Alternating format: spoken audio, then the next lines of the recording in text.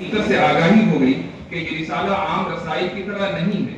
یہ ملا صدرہ کی حکمت متعالیہ، امام غزالی کی تحفظ الفلاسفہ، ماتریدی کی کتاب التوحید، اور پھر آگے چل کر شاہ ولی اللہ دہلوی کے حجت اللہ البالغہ، شاہ اسماعیل شہید کی عبقات اور شیخ احمد سرہندی کے علوم و معارف کا خلاصہ ہے.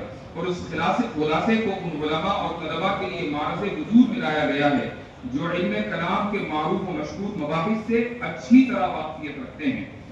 ایک طرف ان مباحث کی پیچیدگی عالم آشکارا ہے، تو دوسری طرف حضرت شاہ صاحب کا انداز بیان جو بہت سے مواقع پر محض اشارات پر مشتمل ہے، اس تاکید کو بڑھا دیتا ہے. اس حقیقت کے مکمل ادراک کے باوجود ان سطور کو لکھنے کا ارادہ اس لیے کر لیا کہ اپنے ہم عصروں کو یہ بتا سکوں کہ اسلاف کی کتابوں کو محض اس لیے قابل نسیان میں نہیں رکھا جا سکتا کہ وہ مشکل ہیں، بلکہ ان کے علوم کا احیاء اور ان کے پیش کردہ مباحث کی فہم و شرح ہمارے علمی اور تہذیبی سفر کے بقا کے لیے ضروری ہے.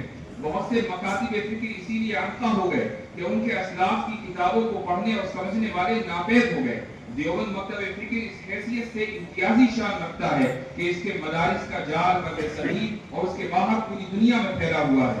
اس لیے یہ ضروری ہے کہ ماضی قریب کے اس عظیم علمی اور تحریکی مکتب فکر کے علمی کارناموں کو زندہ رکھا جائے، جس کے لیے ان درسگاہوں سے بہتر کوئی دوسری جگہ نہیں ہے.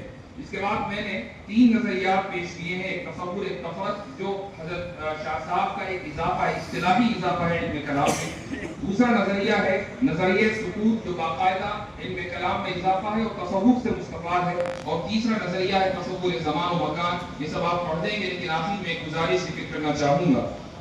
یہ مقالہ مرقات الطارم کے تفصیلی تجزیے یا اس کی پیچیدہ اور فلسفیانہ عبارتوں کی مکمل شرح کا متحمل نہیں ہے.